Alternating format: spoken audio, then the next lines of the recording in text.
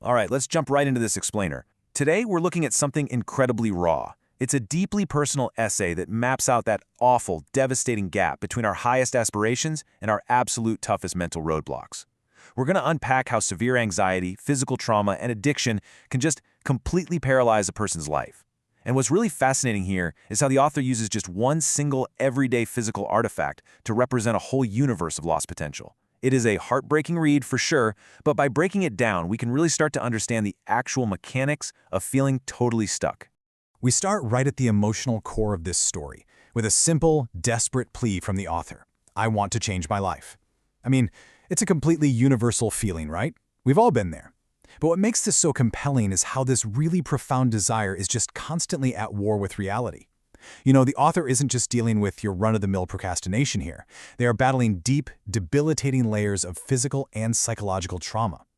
So this quote really sets our baseline. It tells us that the intention to grow is 100% alive, even if the actual execution is just entirely suffocated by the struggles we're about to explore.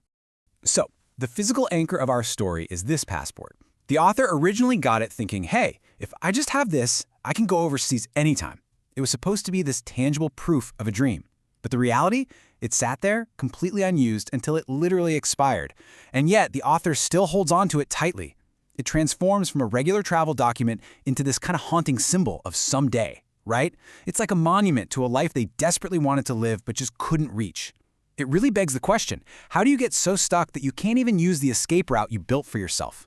To answer that, we really need to look at the immense physical and financial barriers that trapped the author. Because, this wasn't just a mental block.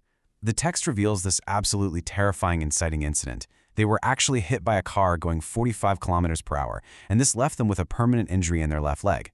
Now, they did receive a lump sum of settlement money for this trauma, and you might be thinking, okay, great, here's the funding for the dream, right? But trauma is rarely ever that simple.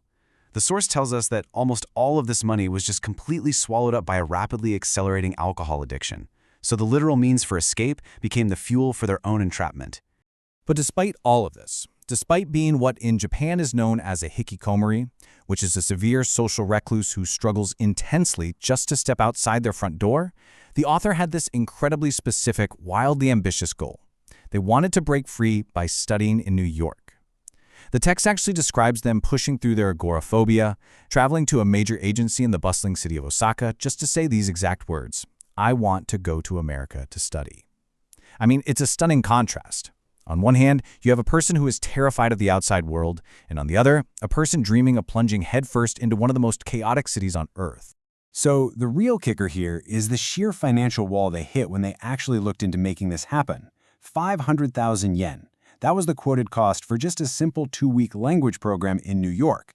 Now, for someone whose savings were being actively drained by alcohol, this number felt absolutely astronomical. And to make matters worse, their relatives advised against it, basically telling them to just stay home, study in the room, and maybe travel later. So you take that well-meaning but totally dismissive advice, combine it with that massive price tag, and well, it effectively killed any immediate action plan. And this brings up a really tragic irony. The investment required for the dream, studying abroad, was deemed too expensive. Yet the actual spending, that silent daily drain of the settlement money on alcohol, was likely far exceeding it over time. The resources needed for a fresh start, for a whole new life, were instead being quietly siphoned off by the very addiction that was keeping them stuck in their room in the first place. It's just a stark, brutal reality of how addiction completely rewires our financial and emotional priorities. But we really have to understand that the financial barrier wasn't the only issue here. The psychological prison they were in was far, far more severe. The author describes this debilitating vulnerability to change. We are talking about severe sensory overload that results in immediate physical distress, stomach aches, nausea, full-blown panic attacks. Think about it. When you watch a video online of a tourist casually visiting Japan, you might think traveling is super easy, right? But for the author, watching those videos just brings agonizing confusion. They wonder, how can people just act when they have an idea? Because for them, simply navigating a single city block feels like climbing a mountain blindfolded. Let's look at a really specific incident described in the text to see how this builds into just complete paralysis. Remember that agency trip to Osaka we mentioned? Well, the author planned it meticulously. Step 1, arrive an hour early. They actually knew the building. They'd passed it tons of times before. But then step 2 happens. The panic sets in. Their mind just goes completely blank. And because of their intense social anxiety, they are unable to just stop a stranger and ask for directions. So, step 3. They end up walking in endless circles, basically trapped in a maze of their own making, and they arrive 30 minutes late.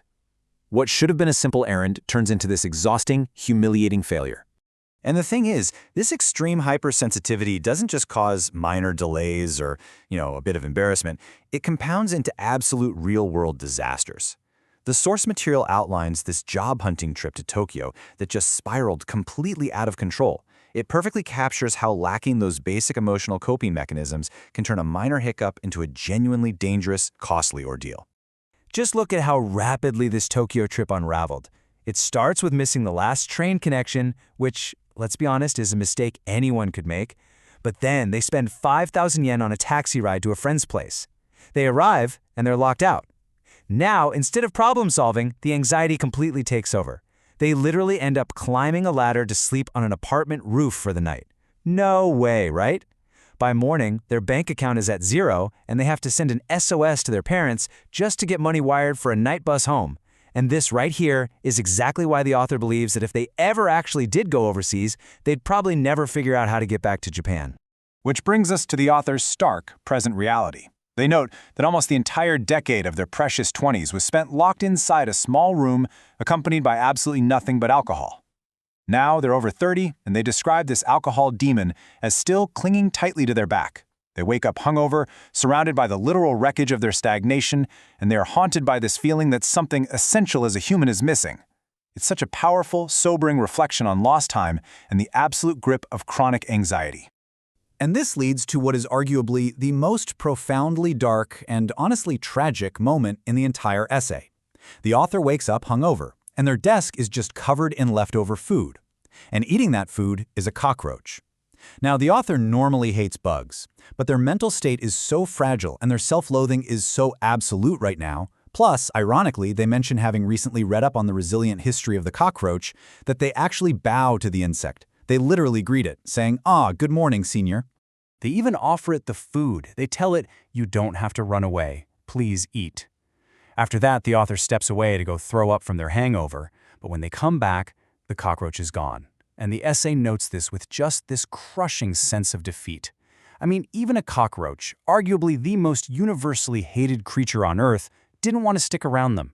It really cements their absolute feeling of isolation, self-deprecation, and just hitting rock bottom. It's a heavy narrative for sure, but it's incredibly insightful when it comes to the mechanics of human struggle. So I want to leave you with this final thought, a question drawn directly from the heart of this text.